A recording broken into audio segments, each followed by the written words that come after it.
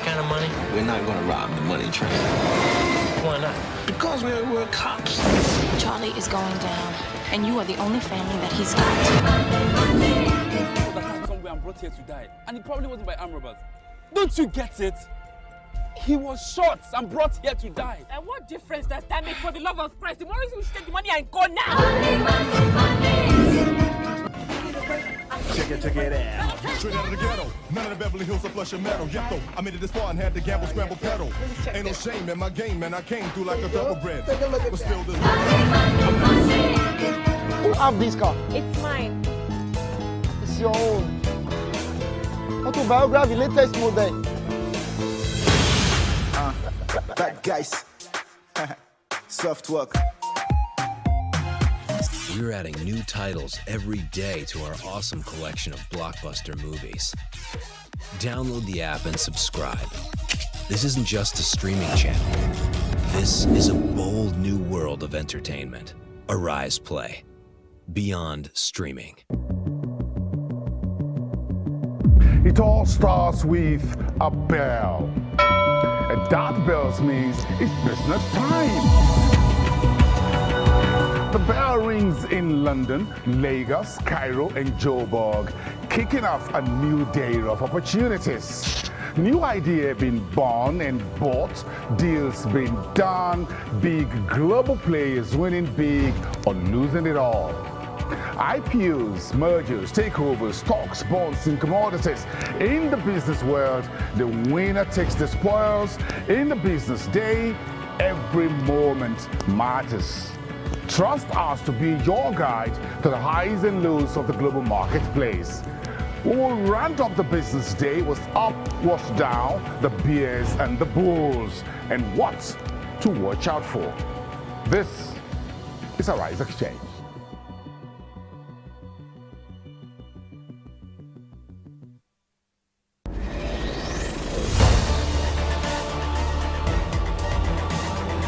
Knowledge is power. Information is currency. Trust us to tell you what you need to hear. Welcome to the program. You're with Arise News in Nigeria's capital, Abuja. Breaking news, exclusive interviews, unrivaled analysis.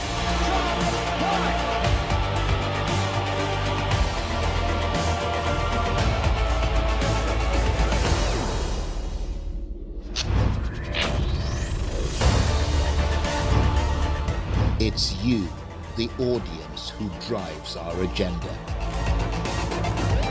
We tell the stories that inform you, the stories that are important to you, and the stories that are about you.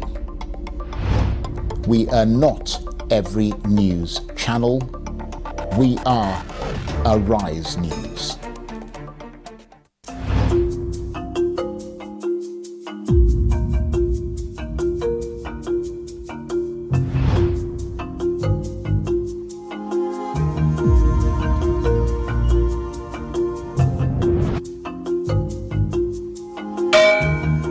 This is the heart of the business world in Lagos, the commercial capital of Africa's largest economy. These aren't just numbers.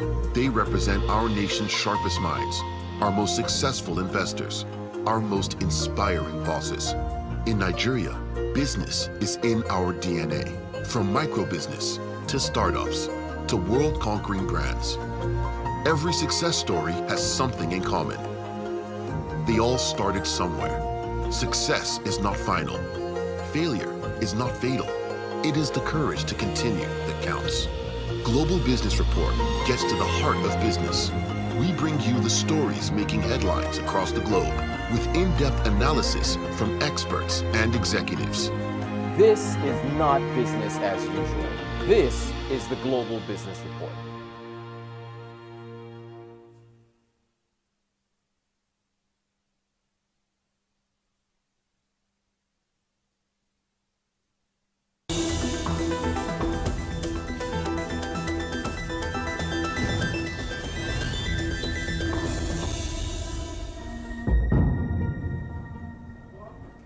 More theatrics in the build-up to the Anambra state governorship election. President Buhari, adamant that the November 6 polls must go on, has directed the military and other security agencies to use force, if necessary, to ensure the vote is peaceful. Rising cases of violence in the southeastern state, as well as party politics, have thrown the election into uncertainty. So will the president's order ensure an orderly and non-violent poll? Also on the program, when Ebola ravaged some parts of West Africa a few years ago, the need for stronger public health systems able to withstand infectious and deadly diseases dominated government policies for years. And although Africa, including Nigeria, has relatively been spared from the worst of the coronavirus pandemic that has devastated Western health systems, significant challenges remain. I'll be joined by an experienced international health policy expert on ways to improve universal access to quality care in sub-Saharan Africa. Plus, what is African feminism? For some, it's a divisive term where women simply battle for power over men. But when we look at historic movements organized by African feminists like NSAS, Black Lives Matter, and the Shut Down Namibia campaign, it's clear the work of African feminism defies this binary thinking. The leaders at the forefront of Africa's modern demonstrations are calling for equity for all. So how do we move towards a multidimensional understanding of such a contentious term? And how can feminism be seen as a bridge that builds coalitions rather than one that creates divides?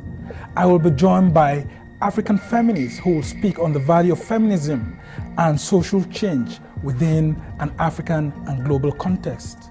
I'm Somni Sambu, and this is the Arise interview.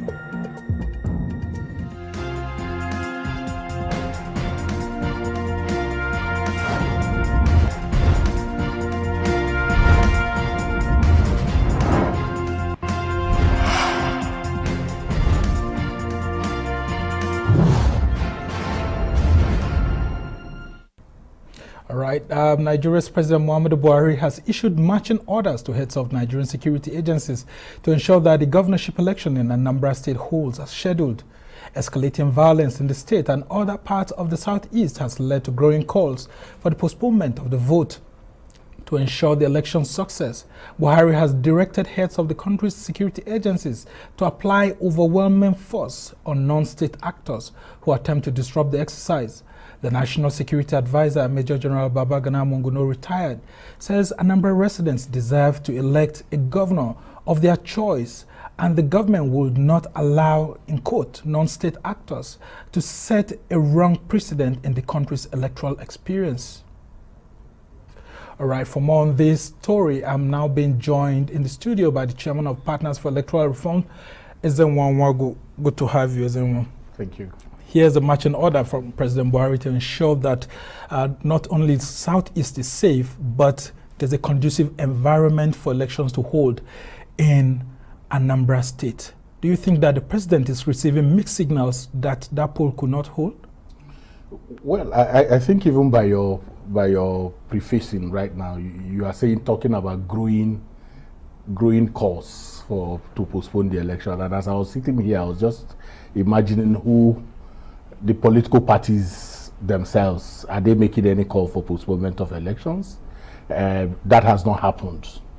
The INEC, the electoral management body itself, has not shown. In fact, the chairman had a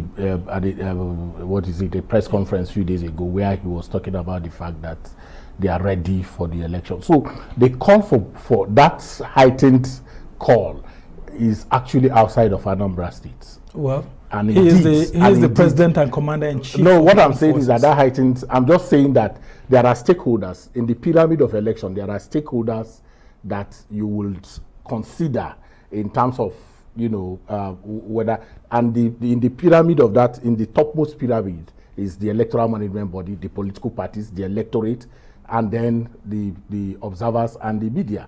Okay, so but right there in Anambra, as we speak now, observers are being trained, the political parties are having their campaigns. That's not to say... But the parties are not fully having their campaigns as it should have been, because most of the candidates are actually afraid to go to I don't know about that. They are going. Well, that's the reality. No, because we had even the police actually saying that they are trying to contain. There's a political economy to security, which you need to understand. Many times when you hear things like, "Oh, which election did we go to that we did not? Did you think we were going to go to Edo? Did you think we would be in Ondo?" We've crossed all those. Before 2011, what did you hear? Oh, this 2011 election, 2015. Oh, this 2015 election would. In fact, it was even said that Nigeria would disintegrate before 2015. Now, and that was the climate. When you see monarchs gathering at an event in Imo State, and all of a sudden people who are called unknown gunmen just come there and kill between 3 to 5 monarchs, and considering the distance between Imo and Anambra, wouldn't you be worried if you were the president? I'm not saying that the president. I'm saying that the president is making a call, but we need to also determine and understand the climate of elections. Okay, if you don't have election in Anambra, what is the consequence? The consequence is that, and that's what the president is saying. It can't happen. We are going to have a state of emergency. If you don't have a state of, if you have a state of emergency, what do you have? Sole administrator. The people of Anambra wouldn't want that. The people of Anambra will want to be governed by the people that they elect. And so it is part of our responsibility to continue to educate the people, to say, look, it's your responsibility to ensure that that election holds. The president has made a call. You understand? There could be over-securitization. Over-securitization has implications. It's like hunger. It can weaken you. And that's why there have been fears of voter apathy. Yes. Considering that other election that was held in Abia State, where I think in Aba, you could see that almost just like about 10 to 16% of the voter turnout. And a lot of Anambra has a very terrible voter turnout statistics. As you know, no governor in that state has been elected with more than 300,000 votes. Interesting. So what should INEC be doing as we head close to the elections right now? Because a lot of ad hoc staff may be afraid. A lot of INEC staff may be afraid because INEC offices are being burnt too. Trainings have already taken place. INEC have trained their staff, the ad hoc staff that will participate in this election. We have to, if they were afraid, they would not turn up for the training. So do you think the media is bringing out a fear factor that is not really the situation on ground? No, there is crisis. There is crisis. But that crisis is not, you have 21 local governments in Anambra State.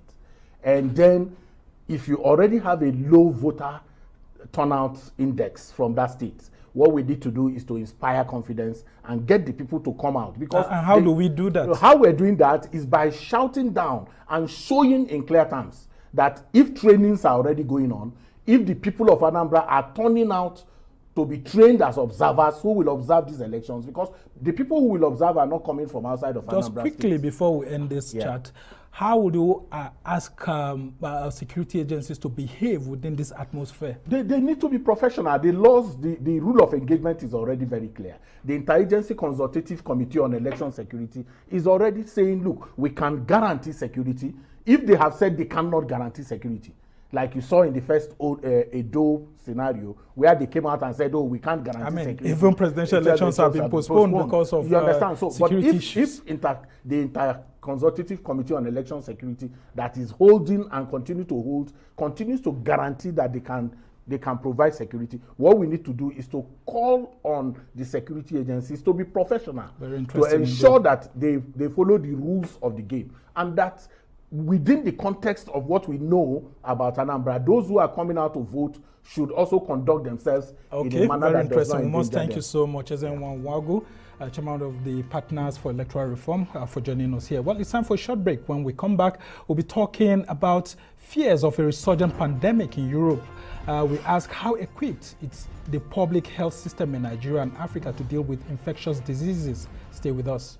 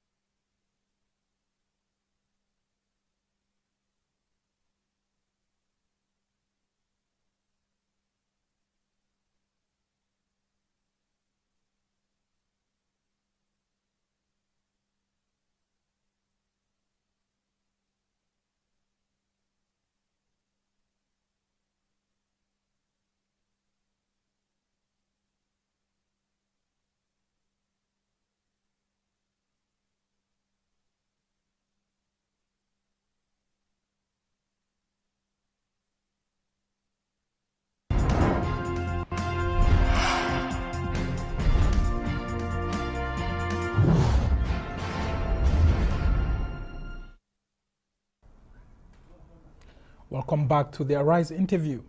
Despite the notable progress made in improving healthcare in sub-Saharan Africa over the past few years, considerable health challenges remain throughout the region. Although this subcontinent has largely been spared from the brunt of the COVID-19 pandemic, there are growing calls for governments to bolster public health systems to prepare for future pandemics and health challenges. Those calls have grown more persistent following a grim warning from the WHO that the pandemic could go on a year longer without adequate preparations. So how resilient are health systems like Nigeria's, Africa's most populous nation, in weathering the storm caused by diseases? Well, for more on this, I'm joined now in the studio by Felix Obi, a health systems policy expert with decades of experience in the design and implementation of public health programs and initiatives to advance universal health coverage in Africa. Mr. Obi has led the implementation of programs on polio eradication, HIV, AIDS, malaria, tuberculosis, and other public health programs, and he joins me now in the studio. Good to have you here, Obi. My pleasure. Yeah, I mean, let's start from the fact that Nigeria's health system is, witnessing lots of shocks. I mean, the COVID-19 pandemic, opened up the underbelly of the health system, and since then we've seen government trying to, bring measures that are temporary, albeit. But how do we ensure that we have the health system that withstands future pandemics and other health emergencies in such a way that we do not use these haphazard measures? Yeah, thank you for having me once again. So for Nigeria as a country, we don't have a very strong health system. And you recall around 2000 when WHO released that first ranking, we are very, very at the bottom. Now, following that, a lot of health system reform measures have been taken by the government. So if you recall, during Obasanjo's time, there was the health sector reform program. And that program kind of laid the foundation for the reforms we're experiencing in the health sector. For instance, the health policy we had before that year 2000 was 1988, and it was Professor Luke Ransom Kuti that developed that. So we never revised that policy and all. And so when Professor Lambo under Obasanjo started, so he began that process of reforming the health system. For instance, there was a particular program, and it's instructive for me to mention that it was called the Change Agents Program. So it was realized that for you to reform your health sector, it cannot happen by external forces. So you need like in-house change agents, Nigerians who understand the health system, who are passionate about the health system, who understand what the problems are, the challenges, and then can think through innovative solutions. And that's why, for example, in 2005, if I may take you back to the same Obasanjo government you're talking about, there was that national health insurance system that was put in place in 2005. But coincidentally, between 2005 and now, the growth of the NHIS has been very, very slow, hampered by lots of allegations of corruption, poor services and all of that. That was one. And then in 2014, we had the National Health Bill being introduced. Yet, we seem not to be getting it right. What exactly is the challenge in implementing these policies? So good enough, you mentioned the National Health Act. So during that reform, so all the policy reforms we've had, we are never backed by any legal framework. So if you have a policy and the government leaves, the next government is not bound by law to continue with that reform. So that was the beginning, or what led to the development of the National Health Bill then. So now, I will come back to the NHIS. So I think sometimes when we talk about NHIS, we need to first of all ask ourselves, what was the original intention? Universal coverage for almost everyone. Yes, but the law did not say everybody in Nigeria. Recall that the program that NHIS ran for these 10 years or more was for the federal civil servants. I think we need to be clear about that. It was for starting from there and then to the private sector, and then it cascades down. Yeah, so we had this private sector component. But one thing the NHIS did in 2015 was to decentralize health insurance. And you recall that health insurance is not really on the concurrent list. So it's exclusive to the federal government. But they had to, when we recognize that there are barriers why states are not uptaking health insurance, because of our complex political economy, where so for states to contribute and bring to the federal, it's not really very possible, or not that it's not possible, but it's not very realistic. So based on evidence, because some studies were conducted to ask why are states not taking up health insurance. And so 2015, here in Abuja, there was the National Council on Health, an emergency National Council on Health. The purpose of that Council on Health was to, first of all, agree on the framework for operationalizing the National Health Act, and then the decentralization of the health insurance. So there were guidelines were agreed, and then that is why, I don't know if you know, but states, almost all the states now have health insurance. Yeah, very interesting indeed. Yeah. As we continue with this conversation, I just want you to talk to us about why we continue to have dilapidating primary health care centers across the country, which are the ones very closest to the grassroots. And then, of course, you had the reforms in the tertiary health centers, just like the teaching hospitals we have across the country, started by Obasanjo. I remember there was a company called Vamed then that was given. Yeah, sure. Since then, we still haven't had solid health centers that will be specialist areas that won't allow our presidents and other top politicians to be going abroad. Sure. Okay, so for the primary health centers, the fact remains that I think a lot of times we put the burden on the federal government. But in our health policy, or even when we look at our the different levels of government, so our health policy in principle takes care of tertiary health care, then state, secondary, and then local governments, the primary. But of course, we know that a lot of states have tertiary hospitals and all. So, but the fact is that the federal government, we have the National Primary Healthcare Development Agency that has been working over the years to provide the policy direction, technical support to the states and all. And we need to come to the point where we are holding states and local government accountable for primary health care. So for instance, in my local government, I was born in a primary health center. And over the years, obviously it had dilapidated. We cannot be expecting the federal government to be the one who will repair those. So I think our citizens need to come to the point where they recognize that health. Yeah, but that's why we have a government in place, whether the local government or state or federal. Now let's talk about the tertiary aspect in terms of teaching hospitals and all of that very quickly, because we have less than 120 seconds left. Sorry. Talk about why the reforms in the teaching hospitals seem to have failed. And for example, even the National Hospital here seems not to be delivering so much. Yeah, so when we say tertiary hospital, it should be exclusively for referral services.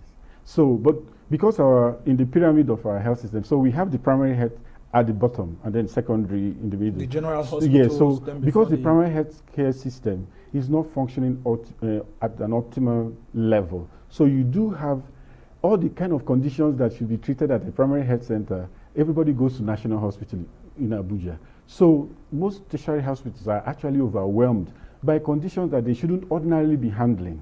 So they should have specialists who treat cases that are referred from primary, secondary level to them. So that's one of the primary reasons why. But the other bit too is that we are not investing enough in health infrastructure. Yeah, in less than 60 seconds. Okay. We've seen the Nigerian Sovereign Investment Authority beginning to say, okay, they will push for health centers of excellence in the 6 geopolitical zones and so on. Do you think that reform is enough? At least if we have 6 good working tertiary hospitals, maybe that could help solve the problem. No, they are really doing enough, like the Cancer Center in Lagos. I know FMC Umwa had too. There are a couple of centers where we have the centers of excellence. But notwithstanding, the fact is that we do have if we are not maximizing, if I use the word, even the investments we already have in the health sector. Because there are other things aside of the infrastructure. You have the human resource, you have other things like that you need which has led to many doctors actually going on strike. Yeah. And I just want you to touch very quickly, 30 seconds, how do you think we can stop the strikes by medical practitioners? I think we need to find out why are they going on strike, first of all. So if we are able to address those systemic issues, and then of course there is also the other component of the power and interest among health workers or between different categories of health workers. Unfortunately, we don't have enough time. I've been told that our time is up now. Felix Obi, we must thank you so much for joining us on the Arise interview here. You're still watching the Arise interview. Plenty more still ahead, including we'll delve into the topic of African feminism and its impact on social movements across Africa and the world. Stay with us.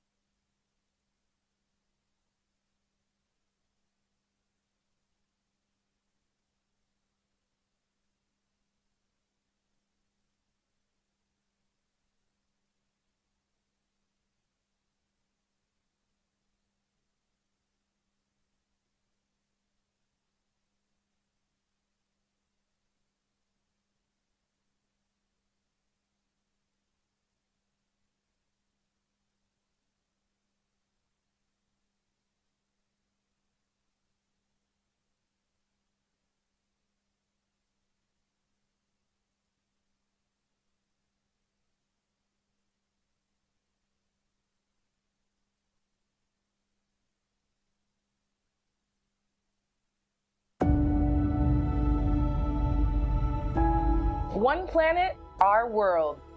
200 countries, 500 cities of over 1 million.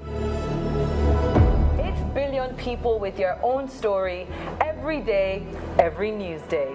We make sense of all the noise because you need to know what's important for you, your family, your business, and how it affects your story.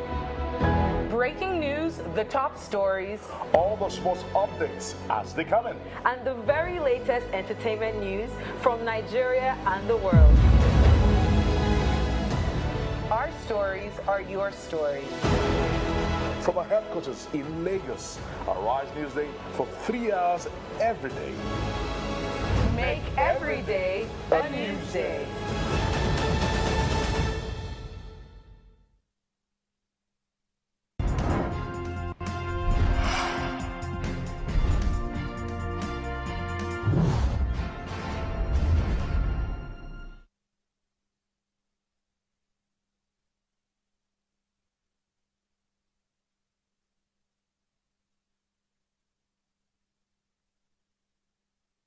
Welcome back to the Arise interview, where we speak to the newsmakers as well as ordinary people doing extraordinary things around the world and featuring the voices at the heart of the stories and conversations. I'm Somna Sambo. In the past decade, the term African feminism has become part of more mainstream conversations. Although African women have been advocating for equal rights for centuries, the rise of social media is now allowing African women to share their perspectives with a wider audience. In the last few years, African women have been organizing for social change under a feminist banner in countries like Nigeria, Kenya, Namibia, and South Africa. much debate has been had about the relevance of this term and if it will actually bring people together or cause further divides. The biggest point of argument seems to come from what the term African feminism actually means, and if this term can be applied to an African context. Since feminism was un-African, I decided I would now call myself a happy African feminist. At some point, I was a happy African feminist who does not hate men and who likes lip gloss and who wears high heels for herself but not for men. Of course, a lot of this was tongue-in-cheek, but that word feminist is so heavy with baggage, negative baggage. You hate men, you hate bras, you hate African culture, that sort of thing. Now, here's a story from my childhood. When I was in primary school, my teacher said at the beginning of term that she would give the class a test, and whoever got the highest score would be the class monitor. Now, class monitor was a big deal.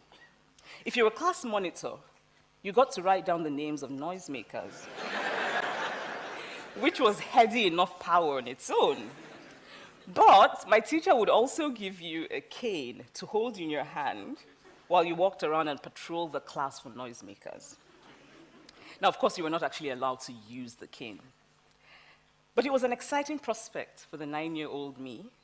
I very much wanted to be the class monitor, and I got the highest score on the test. Then, to my surprise, my teacher said that the monitor had to be a boy. She had forgotten to make that clear earlier because she assumed it was obvious. A boy had the second highest score on the test, and he would be monitor. Now, what was even more interesting about this is that the boy was a sweet, gentle soul who had no interest in patrolling the class with a cane, while I was full of ambition to do so. But I was female, and he was male, and so he became the class monitor. All right, I'm now being joined on the line from Cotonou by the multi-award-winning Afro-political feminist Judy Kyle Irakoze, and here in the studio by Obianuju Iloanya, a gender equality advocate and social justice campaigner. Well, good to have you. Let's start with you before I go to her. I mean, it's been a very controversial time. Whenever you throw up that word feminism or you're a feminist, I mean, it provokes lots of debate. Yeah. How do you feel when that debate goes on sometimes to become provocative? I am very much inclined to make it as provocative as possible. I identify as a feminist, and no matter how uncomfortable it makes people feel, I do not feel pressure to say I am not a feminist or to define my feminism or put boards and explain my feminism. I'm simply a feminist, and if it is not something you're comfortable with, I'm very sorry, but there's nothing we can do about it. Just take us through the world of being a feminist. What exactly does it mean? Because that has been very controversial in definition itself. I think that there is no controversy with what being a feminist is. Being a feminist is being a woman who understands that it's important for us to have an equal world, a world where everybody is treated equally regardless of their gender, and that is very important.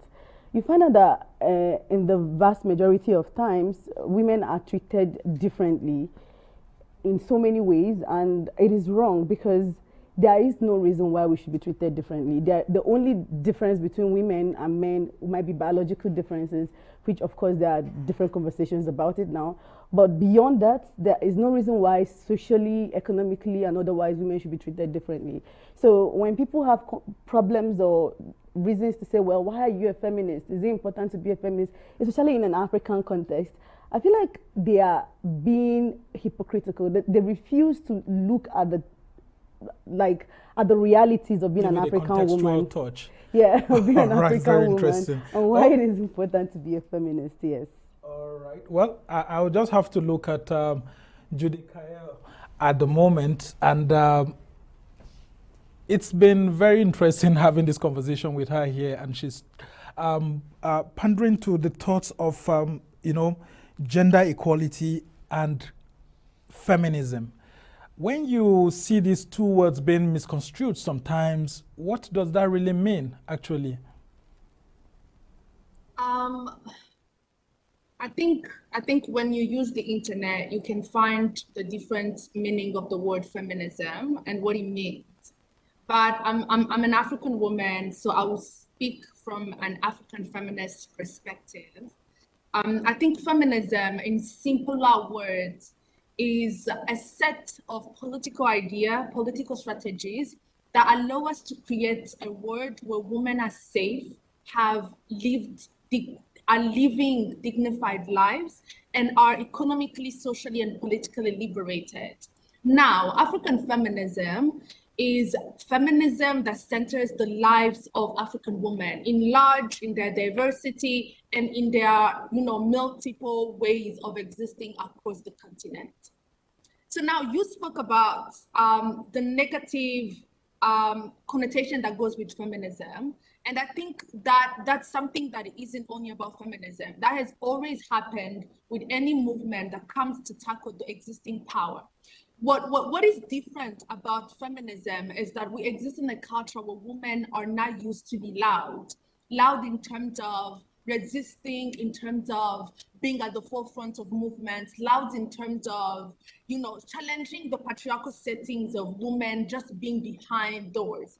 So when feminism started becoming a way of defining different women's movements, it started becoming a way of saying, oh, we have a men-hating movement, because women were able to name and say, our oppression is rooted in men's power. So for us to be free, men need to actually sit with themselves and, address on ways they are holding us back, addressing ways they are oppressing us. So, and that has been translated in, oh, they hate men, which is common when the oppressed is speaking out. The oppressor is always like, oh, you are coming for me now. It's very normal in different ways that oppression exists all over the world.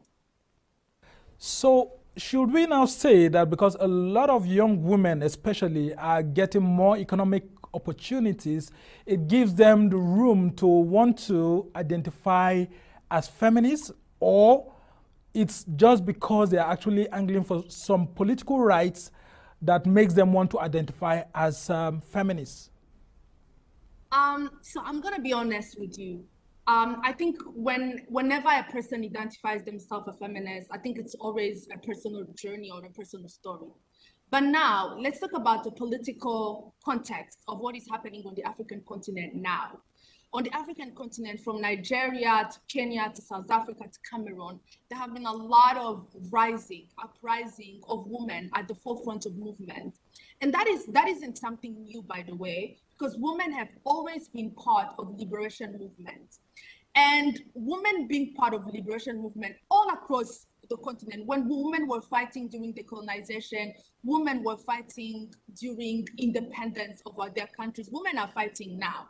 That has always been constant. But what's happening currently is that because of how feminism has been normalized as a concept, as a political idea, as also a way of living, people are identifying themselves with it. Feminism becoming that safe space of saying, oh, I believe in women's rights. I believe in women having access to full human rights. So I'm a feminist. Yeah, cool. Let me be a feminist. And to be honest, as an organizer, I'm happy with it. I'm happy that everybody feels like, oh, I can take the word feminist and, make it my identity. Now, we need to talk about the work that comes when you identify yourself as a feminist. It's one thing to say you are a feminist. It's another thing to live a life and actions that actually prove you are a feminist. So now the question is, what is being a feminist on a personal level, besides the community level of being a feminist? What is you as an individual claiming to be an African feminist are experiencing, or what are the lived experiences you are carrying to carry that particular identity? Very interesting, and I'll come back to you here.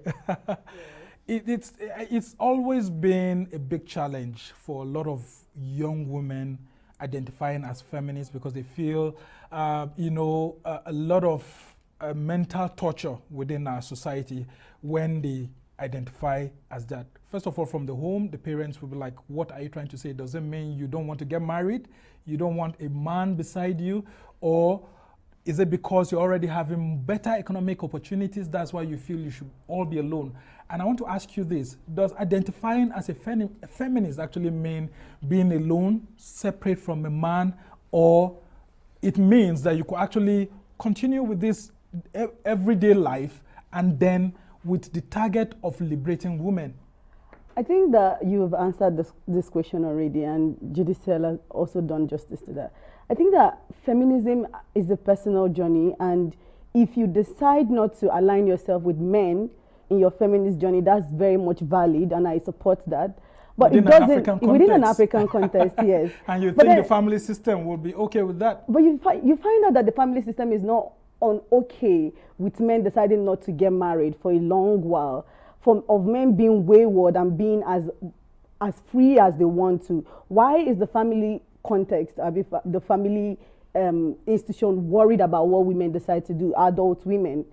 It is their choice to decide not to get married or to get married. But that's not the conversation. The conversation is, why do women want to be a feminist? Why is feminism more important in an African society? Yeah, especially in modern society. In modern society. So the thinking is that because a lot of women are having better economic opportunities now than their parents, it's giving them opportunities to live a city life that, promotes that feminist agenda. Feminism is not a city life, and that's one thing that you have to understand. Because there are lots of people in the hinterlands who don't identify as feminists. Because they do not say I am a feminist does not mean that their behavior and their actions do not speak to the feminist ways of life, right? So it's important for you to understand and not try to eliminate or trivialize their impact on the feminist movement. But also it's important to understand that economic power is also a very key power when you are demanding for equal treatment and dignity, because a lot of time people will look down on you when you do not have that economic power. So yes, you might say, well, because they have economic power, that's why they are speaking out. But it is not just because of their economic power. That's not just the reason why they speak out. They speak out because women deserve the dignity of being humans themselves and being treated as humans. And it's important for all of us to understand this in our conversations when it relates to feminism. It is not a cosmetic thing that you pick up because you are living in an urban area, or because you're not living in the hinterlands, or because you feel that you have more economic power than your parents. More often than not, we do not even have more economic power than our parents. We are more aware of the indignity of our life, and that's why we are seeking. Very interesting conversation we are having indeed. And when we come back, we'll talk about superstars being controversial. About all these feminist movements. Some saying they are part of it, some saying they are not part of it. Well, you're still watching the Arise interview. Plenty more still ahead, including we continue our chat on African feminism and its impact on social movements across Africa and in the world. Stay with us.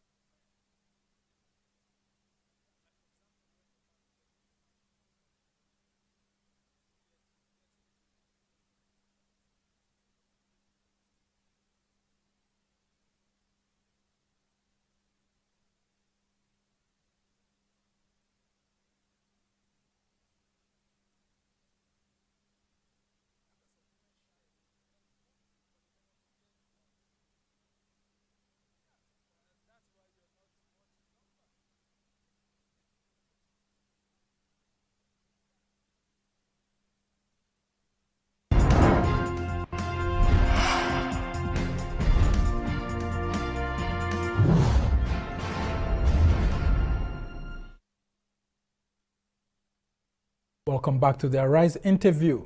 Social media has been a tool for African feminists to bring conversations about equity to the mainstream while working to create meaningful change in their communities. Activists have been able to connect shared struggles and build solidarity, which has launched new ways of political strategizing across the globe. But every great movement has its contradictions, and as the African feminist movement grows, many are calling for a politic that honors and respects the nuances of the many communities involved. So what are these nuances, and what exactly does the movement need to consider? Well, for more on this, I'm joined by the multi-award-winning Afro-political feminist Judy Kyle Irakoze and gender equality advocate and social justice campaigner Obianuju Iloanya. And I will turn to you, Judy Kyle. It's an interesting conversation sometimes on social media when you see this issue of feminism being mentioned, and then it divides and polarizes the conversation. Everyone is having an issue here and there and having all sorts of opinion. I just want to read this to you from Tiwa Savage, who has said in an interview earlier, "I don't think that that's how God created us, especially in the household anyway. So I think as females, when we realize that, we can be strong in our career and stuff. But when we are home, we have to realize that the man is the head of the house."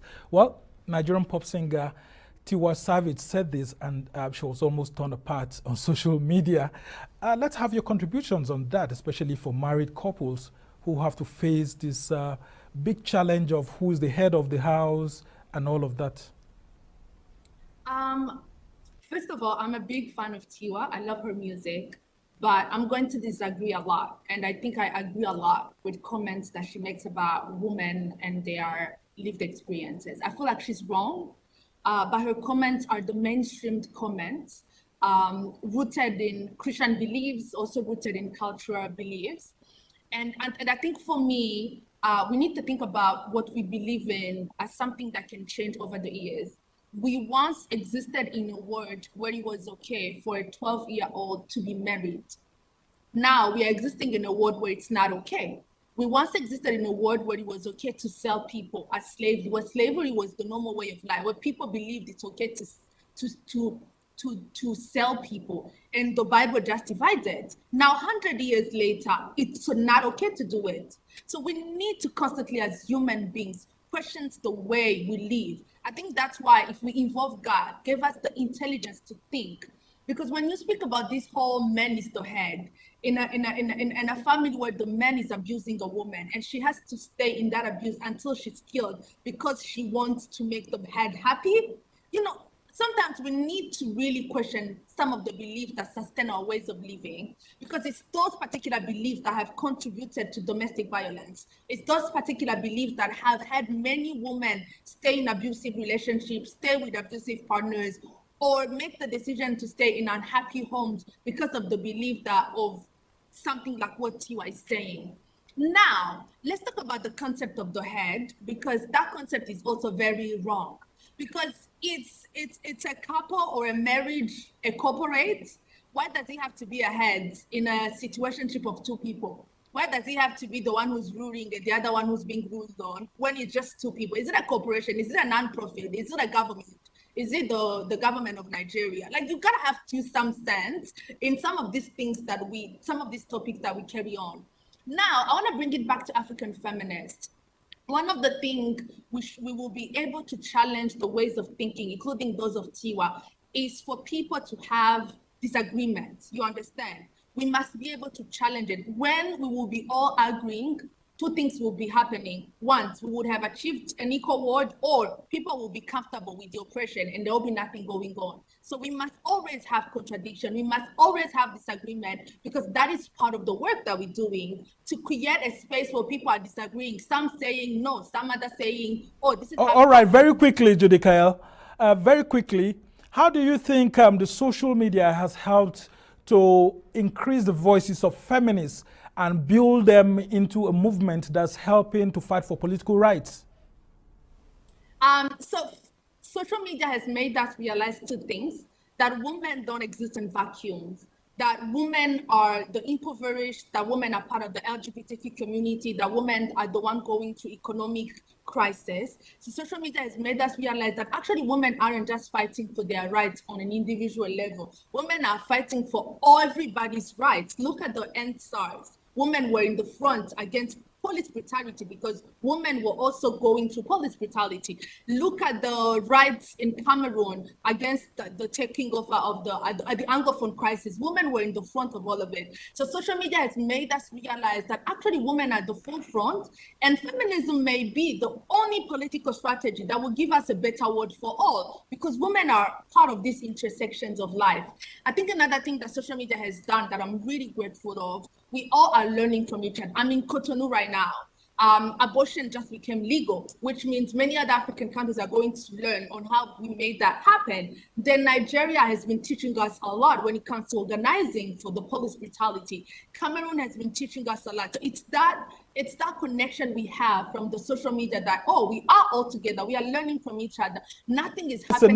Let me just bring in Obi here. I mean, it's been interesting hearing that conversation. And I just want you to talk about that, how social media has helped women to find their voices, especially feminists, in expressing their views socio-politically, and then helping to drive a new narrative that women should not be, trashed or pulled down whenever they want to have a say politically. I think that social media has helped to amplify the voice.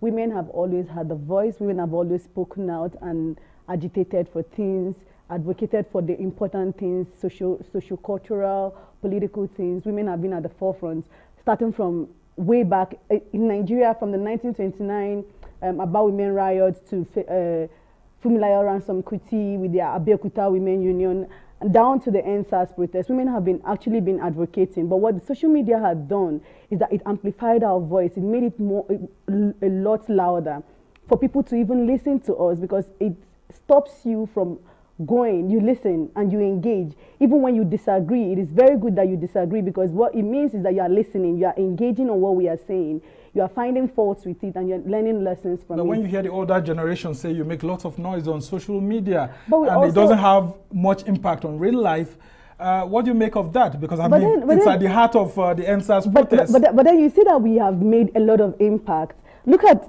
Benin, for example. When the Republic, they legalized abortion. Look at the NSAS protest. It was literally carried by women. The Feminist Coalition, Rino Douala in Lagos, Etinosa in Abuja, Tosin Adeniji in Abuja. Like, a lot of women were at the forefront of it, giving their lives literally, making that particular impact. What it showed is that women can organize. Women are good leaders. Women do not need to be props at the back. Very interesting. So what social media had done is amplify the voices of women and show their work. Quickly, before we end this conversation, I just have 120 seconds left. I just want to ask you, what has been your biggest challenge while identifying as a feminist? Quickly, in 60 seconds. I think my biggest challenge while identifying as a feminist is people saying you would be much better if you are a man.